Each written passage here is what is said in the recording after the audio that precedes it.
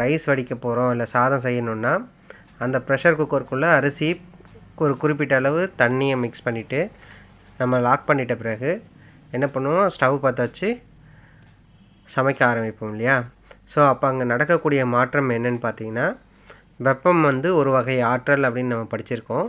அப்போ இந்த வெப்பம் ஒரு வகை ஆற்றல் என்ன ஆகுன்னு பார்த்தீங்கன்னா, அந்த பாத்திரத்துக்கு ஹீட் எனர்ஜியாக கன்வெர்ட் ஆகுது. அப்போ ஃபஸ்ட்டு அந்த பாத்திரம் அடிப்பகுதியிலேருந்து ஹீட் எனர்ஜி அப்சார்ப்ஷன்ஸ் பண்ணி உள்ளே இருக்கக்கூடிய தண்ணிக்கு கொடுக்குது. அந்த தண்ணி என்ன பண்ணும், ஹீட் எனர்ஜியை கொஞ்சம் கொஞ்சமாக அப்சார்ப்ஷன் பண்ணிக்கிட்டே இருக்கும். ஒரு 40 to 60% ஆஃப் டெம்பரேச்சர் வரும்போது அது என்ன ஆகுன்னு பார்த்தீங்கன்னா, அந்த வார்மிங் கண்டிஷன்ஸ் கரெக்டாக வந்துடும். 100 டிகிரி வரும்போது வாட்டரானது கொதிக்க ஆரம்பிக்கும். ரைட், இது நம்மளுக்கு எல்லாருக்குமே தெரிஞ்ச விஷயம். நீரானது 100 டிகிரி செல்சியஸில் கொதிக்க ஆரம்பிக்கும் அப்படின்ட்டு. இப்போ இந்த ப்ரெஷர் குக்கரில் அந்த நீரை வச்சு நம்ம ஹீட் பண்ணும் போது ஈஸியாக நம்மளுக்கு குக்கிங் நடந்துடுது, சமைக்கிற வேலை சீக்கிரம் முடிஞ்சிடுது. இதுக்கான காரணம் என்னன்னு பார்த்தீங்கன்னா, இந்த டெம்பரேச்சர் 100 டிகிரி போன உடனே வாட்டரானது என்ன ஆகும், வேப்பர் கண்டிஷன்ஸாக மாறும், நீராவியாக மாறி வெளியே வர ட்ரை பண்ண ஆரம்பிக்கும். அப்படி வெளியே வரும்போது இங்கே நம்ம ப்ரெஷர் குக்கருக்கு மூடி போட்டு வச்சுருக்கோம் இல்லையா. ஸோ அதனால் அந்த நீராவிகள் ஸ்ட்ரீம்ஸ் எல்லாமே என்ன பண்ணுன்னா திரும்ப அகைன் உள்ளேயே கன்வெர்ட் ஆகும்.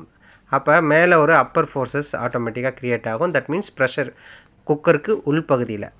அப்போ அங்கே என்ன ஆகும்னு பார்த்தீங்கன்னா, வாட்டரோட கொதிக்கும் வெப்பநிலை வந்து குறைய ஆரம்பிக்கும்.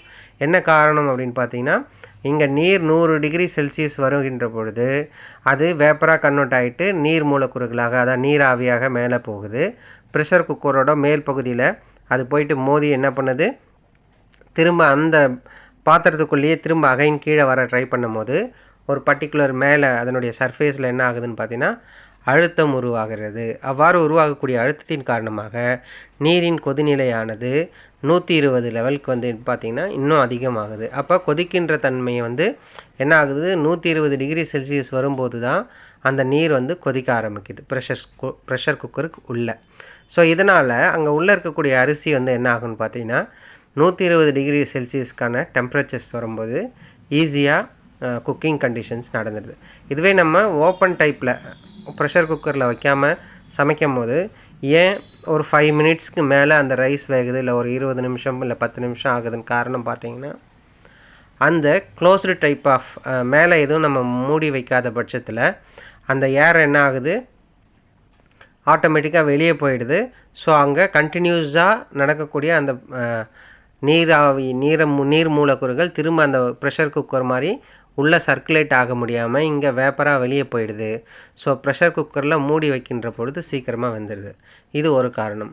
அப்புறம் ப்ரெஷர் குக்கரில் ஒரு பர்டிகுலர் டயத்துக்கு அப்புறம் விசில் வருது. என்ன காரணம் அப்படின்னு பார்த்தீங்கன்னா,